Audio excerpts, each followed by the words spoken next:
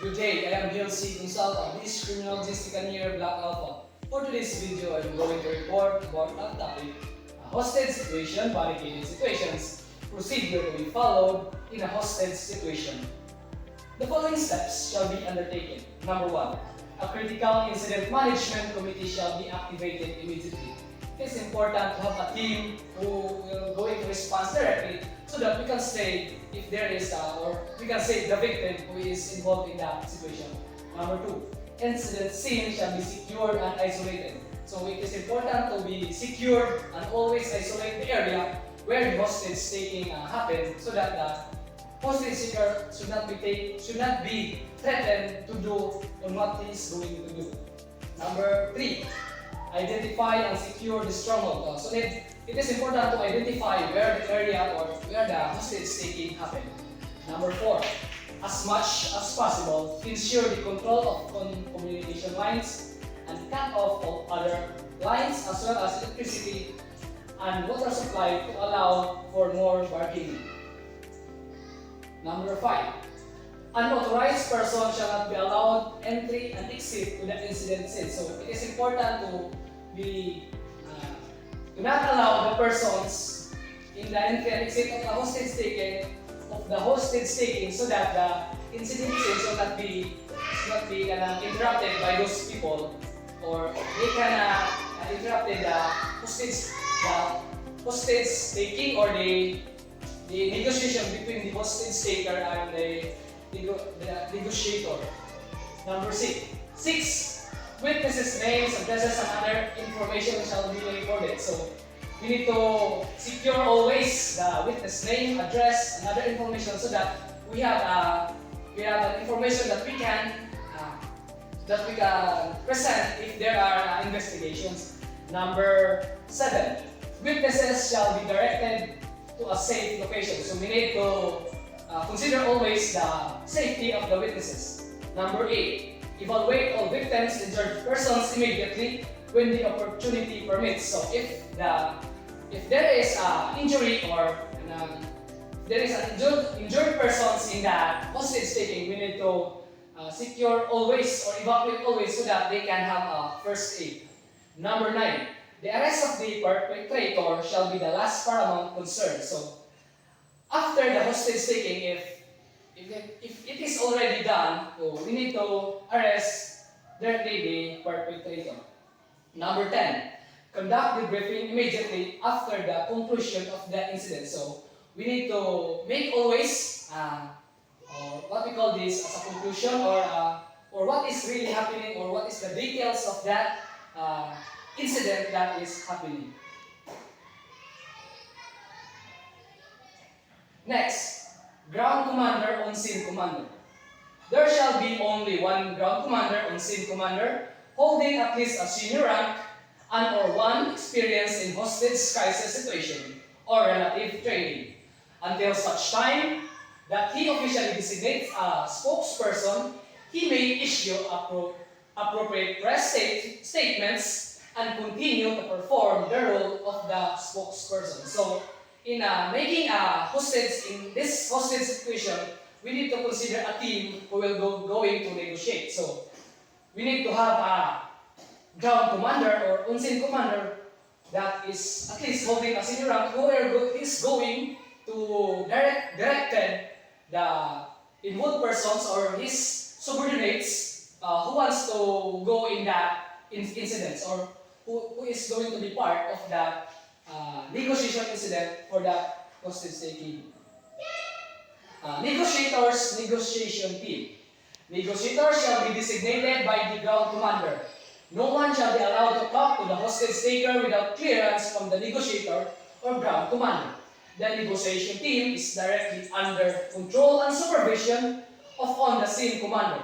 Negotiation team structure will be as follows. So, negotiators shall be designated always by the ground commander or what we call the team leader. So they can directly do for what is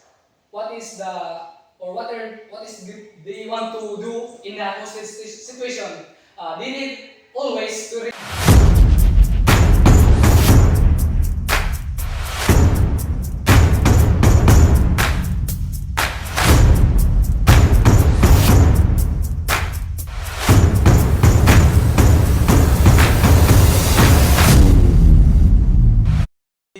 this is our topic all about.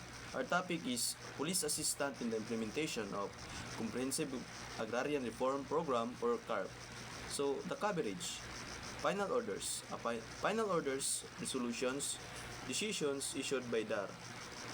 B. Order of Installation or Certificate of Land Ownership Award or CLOA. Preliminary Agrarian Activities. Number 1 is land survey. B. Field investigation. C. Ocular inspection. D. Meeting between the actual and potential agrarian reform beneficiaries. E. Post-installation. F. Landholding tagging. And the last is analogous cases. So this is the requirements in the granting of police assistant. 1. Police assistant in the implementation of final orders. Decisions, resolutions, or CLOAs issued by DAR shall be rendered only upon a written request submitted by the Agrarian Reform Officer or any authorized officer of DAR, accompanied with the original or authenticated copy of the final decision, order, or CLOA to implement the request and its attachment regardless of the place of execution shall be submitted to the Office of the Chief Philippine National Police for his approval. Number 2. Police assistant during the conduct of preliminary agrarian activities as provided in Rule 30.1b shall be rendered only upon a written request submitted by the Agrarian Reform Officer or any authorized officer of DAR, accompanied with the original of authenticated copy of the order issued for the activity if applicable. The request shall be submitted to the Office of the Regional Director of the Police Regional Office having jurisdiction over the area execution for his approval. When to render police assistance? Police assistant in the implementation of CARP shall be provided only as requested by DAR. In no case shall the PNP act on its without the request and or representative from DAR to prevent extending police assistance in cases where same is not necessary. So, extent of police assistant.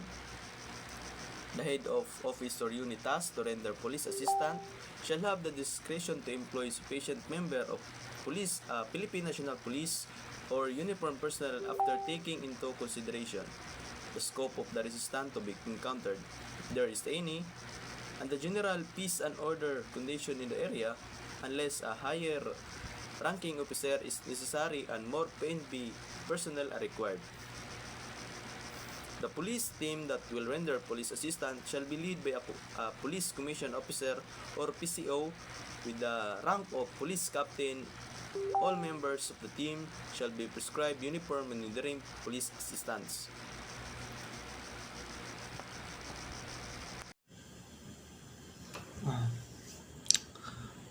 These are my topic. The role of PNP personnel rendering police assistance.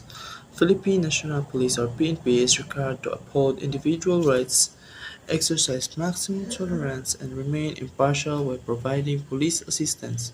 Their responsibilities are limited to maintain peace and order, managing crowd control, and ensuring safety of authorized Department of Agrarian Reform or DAR officers. PNP personnel are prohibited from participating in the implementation of agrarian reform decisions or activities which are solely the responsibility of DAR officials. First key points of this role of PNP rendering police assistance are: first, respect for rights. PNP must always respect individual rights and exercise maximum tolerance. Second, use of force. Force may be only used for self-defense or to protect others. Impartiality. PNP personnel must act with neutrality in their duties. Limited role. Their role are restricted to maintaining order, crowd control, and protecting DAR officers. No participation in agrarian activities. PNP cannot engage in implementing DAR decisions or preliminary agrarian activities. DAR Authority. DAR Authority authorized DAR personnel can make final decisions regarding agrarian matters. Next is when entry to the property is refused by the landowner. If DAR personnel are denied entry to a property by the landowner, PNP personnel cannot enter the property without specific order from the DAR. Such an order must clearly state the authority for any entry or exit actions related to the implementation of agrarian activities. The key points of this are entry refusal protocol. PNP cannot enter a property if DAR personnel are refused access.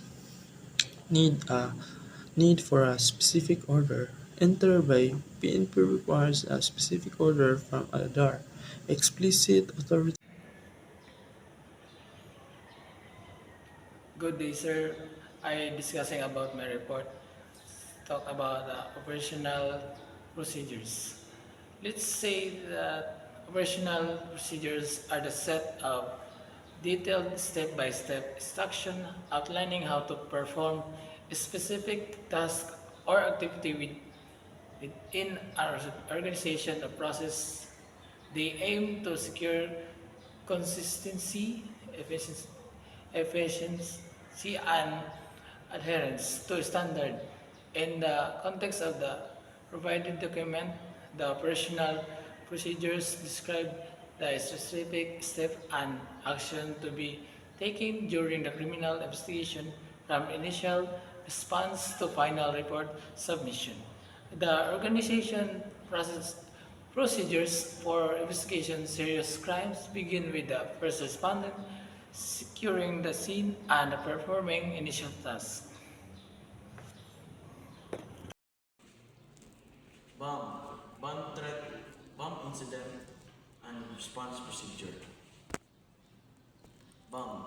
A bomb is a container filled with explosive, incendiary materials, smoke, gas, or other destructive substance designed to explode. It can appear obvious or concealed and can vary size, shape, or sophistication, and may not necessarily to explode such as in case of incendiary and dirty bombs. It may be referred to an improvised explosive device or IED. So, bomb is a explosive weapon that can be used in some some sort of warfare. Um, Also can be used in defensive methods such as landmines or other and etc. Bomb threat. Bomb threat. It is either a written or verbal threat communication through electronic or oral or other means of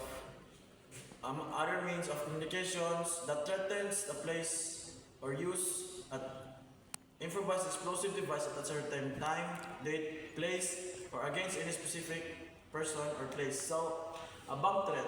A bomb threat is mostly commonly used in banking or in other perspective.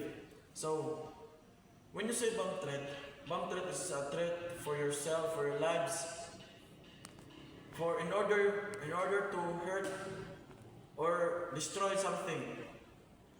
A threat is considered by a threat when something visible is found. So a threat can be described as a threat when something is visibly found. So for example, when an unknown person give you a note or a message that says that I will bomb your place or something like that. So it is can be considered as a threat. Determined bombers not to frequently give warnings of bomb possible explosion or incendiary attack. So how can you determine bombers do not frequently give warnings of a bomb? So number three. So the other one is threats are essentially a way to disrupt productively without actually risking life, limb or other property. So the consequences of conviction for threatening are not necessarily for as serious as that could result from actual placement, initiation of a bomb.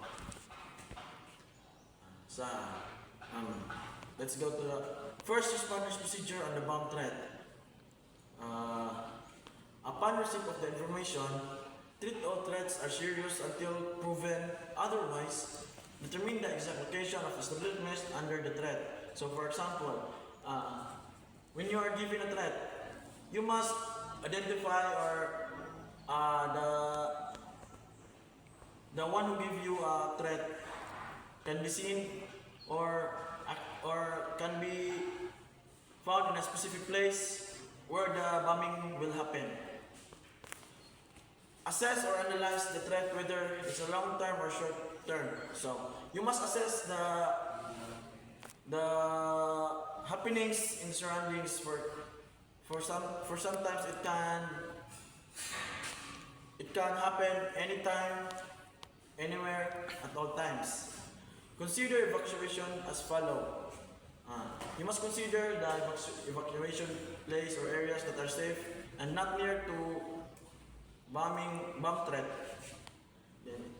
And you must search and evaluate the happenings in the surroundings. Good afternoon, sir. So my name is Lazami Siambong. Then this is our topic, which is all about the PNP critical incidents management operational procedures. So, as a matter of policy, human-induced or man-made critical incidents are the responsibilities of the national and local police and the local peace and order councils, or the NPOC. While natural calamities and disasters are the responsibilities of the National and Local Disaster Risk Reduction and Management Council, or the NDRRMC. So, lower level organization of the NPOC and NDRRMC take cognizance of their responsibilities and ascribe in their national organization. The PNP being at the forefront of crisis situations must play an active role by organizing its own incident management committee, or the IMC, in support of the NPOC and the NDRRMC. So, there are the rules and responsibility of different government agencies in the Philippines during crisis. So, the NPOC, or the National and Local Peace and Order Council, they are responsible of human-induced or man-made critical incidents like civil unrest, labor strikes, riots, and demonstrations. Well, the NDRRMC, or the National and Local Disaster Risk Reduction and Management Council, they're responsible for natural disaster like typhoons, earthquakes, and the volcanic eruptions, and etc. And the PNP, or the Philippine National Police, plays a crucial role in both crises by organizing its own incidents management committee to support the NPOC and the NDRRMC. So the Secretary of the Interior and Local Government is designated as the cabinet officer primarily responsible for threats to peace and order, such as civil disturbance, violence, labor strikes, riots, anarchy, disorderly mass demonstrations. The Secretary of the Interior and Local Government acts also as the Vice Chairman of Disaster Preparedness, or the NDRRMC. So, the Cabinet Officer, primarily responsible for peace and order threats, and Vice Chairman on Disaster Preparedness for NDRRMC. So, there are types of incidents. So, types of incidents. PNP Incidents Management Operation complement the Peace and Order Councils and the Peace and Order Council, or the POCs, CMCs, and DRMCs at all levels from the national, regional, provincial, city, and municipal levels. The procedures under the rules shall be observed by the PNP units or officers with respect to the rules in addressing man-made incidents and police responses to natural disaster or disaster incidents. So, the first incident, which is man-made incidents. In the event of man-made incidents, the PNP shall respond to The PNP unit tasked to maintain peace and order shall not interfere with the holding of the public assembly. To ensure public safety, a civil disturbance management or the CDM contingents under the command of a police commission officer, PCO, with the rank of the police senior inspector or higher shall be detailed and stationed at least 100 meters away from the place where the public assembly is being held. In the absence of any permit from the LGU concerned, the PCO in command shall exert effort in persuading the demonstrators for disperse peacefully and vacate the public place. In lightning rallies or demonstrations, the ground commander shall exhaust efforts through dialogue with the leaders or organizers for voluntary dispersal. And in case of failure, orderly dispersal to include apprehension of those responsible is exhorted too. So the police won't interfere with the permitted assemblies, but will monitor from at least 100 meters away. And if a protest lacks a permit, police will attempt peaceful dispersal. Otherwise, they will move the crowd and arrest troublemakers. In the specific guidelines, when assistance is requested by the leaders or organizers, it shall be imperative for the CDM contingent to perform their duties while observing the rights of demonstrators. The members of the CDM contingent dealing with the demonstrators shall be in the prescribed uniform. CDM contingent shall not carry any kind of firearms but may be equipped with baton or riot sticks, crash helmets with visor, gas mask, boots, or ankle-high shoes with shin guards. Number 2. Tear gas, smoke grenades, water cannons, or any similar anti-riot device shall not be used unless the public assembly is attended by actual violence or serious threats of violence, or deliberate destruction of property. Maximum tolerance shall always be observed. Organization and membership of CDM contingents as well as their deployment and employment shall be in accordance with existing PNP rules and regulation. CDM operational tasks. Number 1. Isolate the area. Secure likely targets, control crowds, establish area control, and neutralize special threats. CDM operational approaches. Number 1. The commitment of the CDM contingent must be viewed as a last resort. Their role, therefore, should never be greater than what is necessary under the circumstances. This not mean, though, that the number of troops employed should be minimized. Doubts concerning the number of troops required should normally be resolved in favor of deployment of large numbers, since the presence of such large number may prevent the development of situations in which the use of excessive force would be necessary. A large reserve of troops should be maintained during civil disturbance operations. Number 2. In selecting an operational approach to a civil disturbance situation, the ground commander and his personnel must adhere to the minimum necessary force principle. 3. Effort should be exerted to create the image of restrained and well-disciplined force, the sole purpose of which is to assist in the restoration of law and order.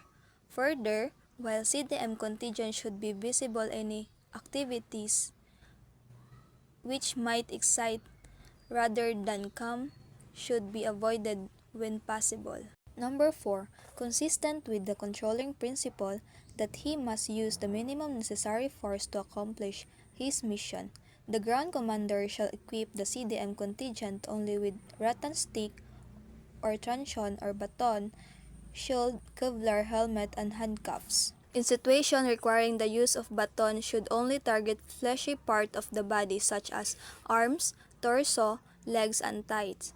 Hitting protesters with the baton on the head, face, neck, shoulder blades, elbows, fingers, groins, knees, and ankles must be avoided, since strikes to this part may cause serious to permanent injuries or even death. 6. Protesters that are arrested must be properly restrained or handcuffed using scientific control method, and thereafter brought safely to the police station for processing.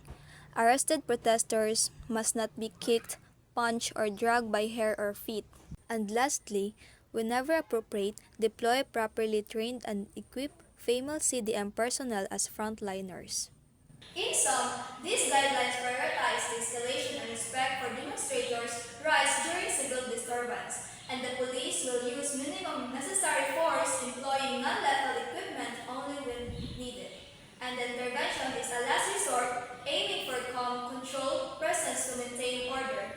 And, and force is a strictly regulated, avoiding excessive or harmful actions, and proper arrest procedures must be followed. And the use of female officers is encouraged where appropriate. Are you down for this? If you're in the mood, we can take it to the moon. Just like a movie scene, table for two. No need to be fair, I want you instead.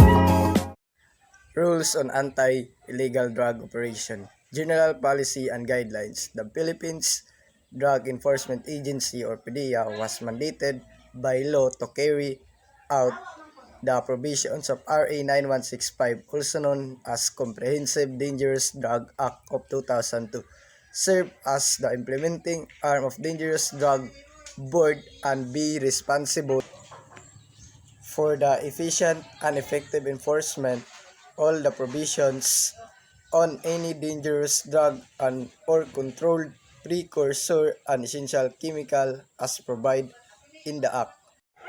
Coordination requirements. A. PNP unit prior to any anti-drug operation shall, as far as practicable, coordinate with the PDEA. In any cases, the PNP anti-drug unit shall coordinate or inform the PDEA of the anti-drug operation within 24 hours from the time of the actual custody of the suspect or seizure of said drugs and substance, as well as paraphernalia and transport equipment used in illegal activities involving such as drugs or substances, and shall regularly update the PDEA on the status of the cases involving the said anti-drug operation or Section 86 in IIR of RA 9165. The word as far as practicable means the priority coordination with the PDEA may be done, practiced, or accomplished as may be feasible and possible to be performed under the following instance. Prior coordinations is validity dispensed. First is in remote place where coordination is not possible, because in the remote place the PNP will struggle of that operations because of the house is very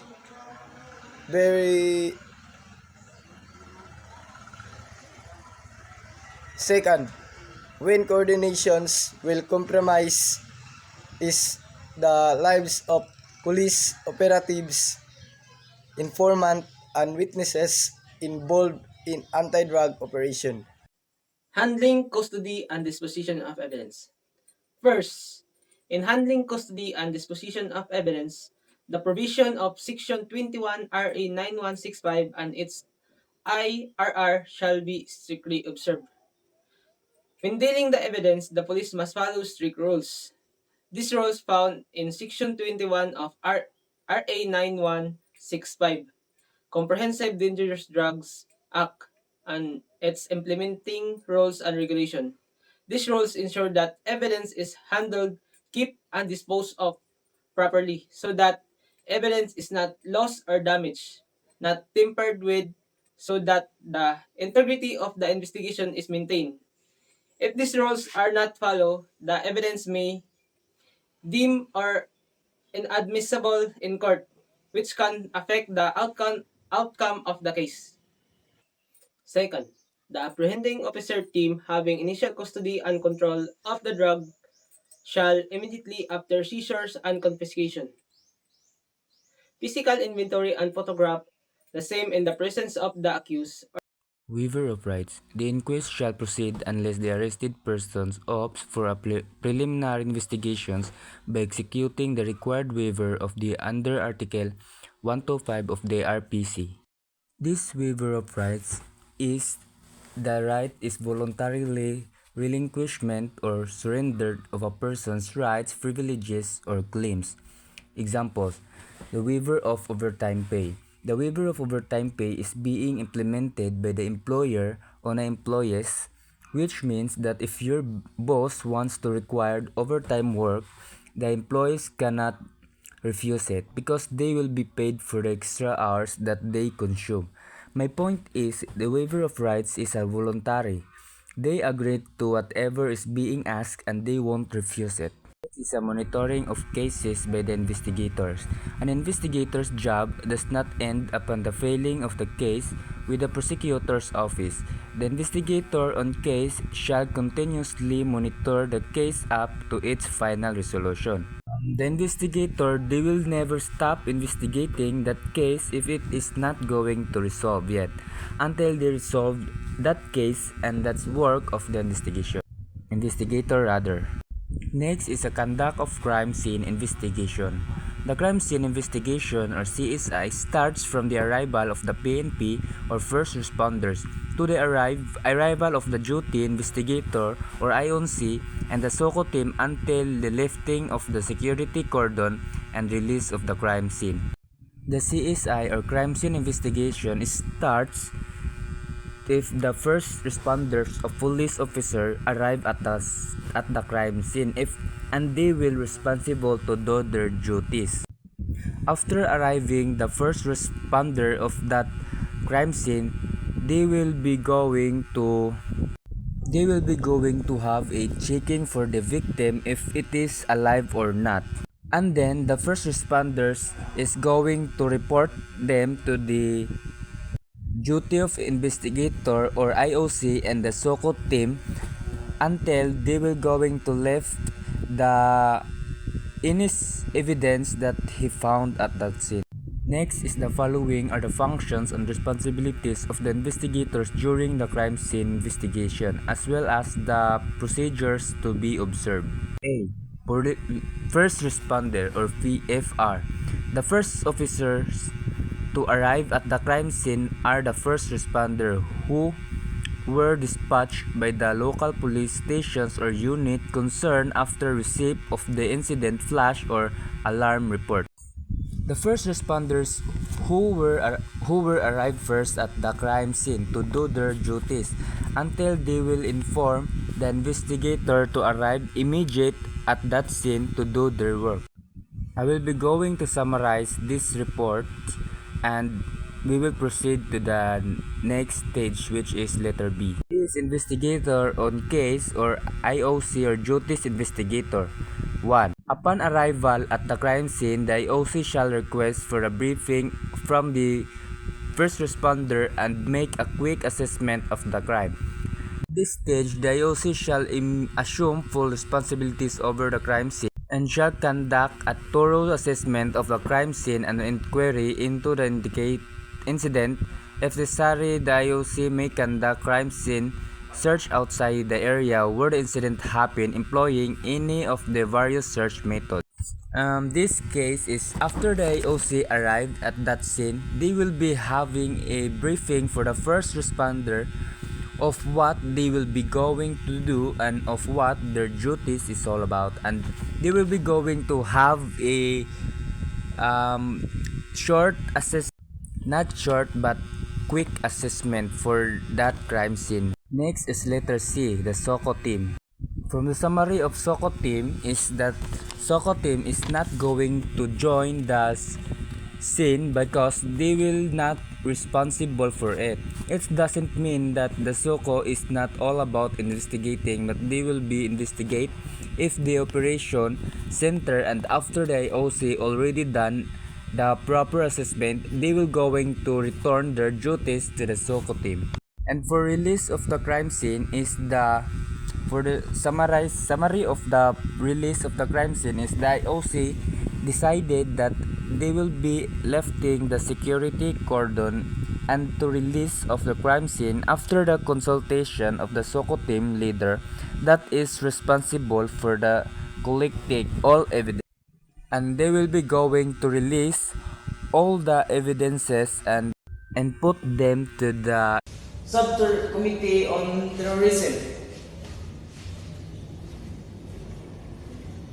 Thou shalt take cognizance on acts punishable under only of the following provisions of the revised penal code, Article 122, piracy in general and mutiny in the high seas or in Philippine waters. Article 134, rebellion or insurrection. Article 134A,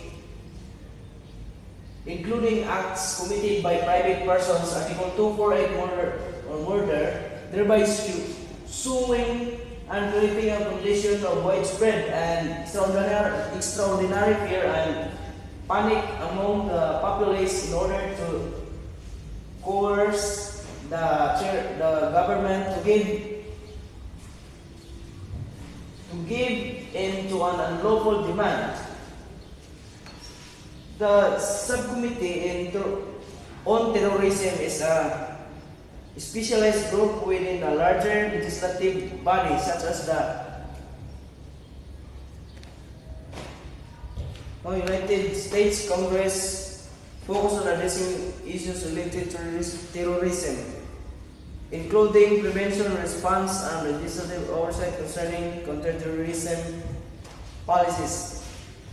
The subcommittee is responsible for overseeing the effectiveness of federal counter-terrorism strategies and policies. This includes evaluating the actions of various agencies responsible for national security, such as the Department of Homeland Security, or DHS, and the Federal Bureau of Investigation, or FBI. Also, the subcommittee has the authority to propose, review, and amend legislation related to counterterrorism efforts. This may involve drafting laws aimed at improving national security measures, enhancing intelligence sharing, and fortifying emergencies response frameworks.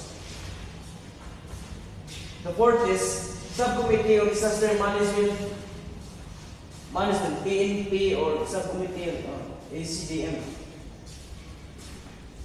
As the Chairman Task Force Commander, now Subcommittee on Disaster Management, or the PNP Subcommittee on Disaster Management. Its actions with the government's overall DRRM, or Department Reduction Management strategies, ensuring the PNP's efforts are consistent with national policies and plans.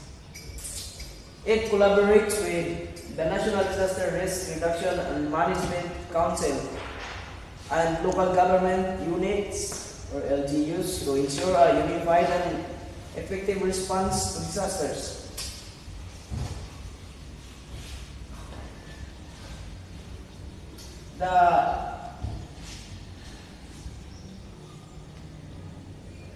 Next is the Critical Incident Management Task Group, or CIMIG.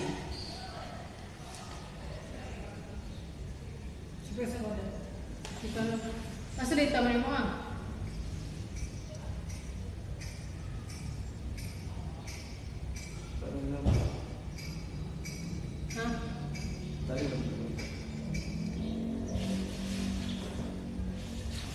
So the Critical Incident Management Task Group, or CIM. Good afternoon, sir. Everyone, I am Cyrus A. Filipinos, BSP second year Alpha.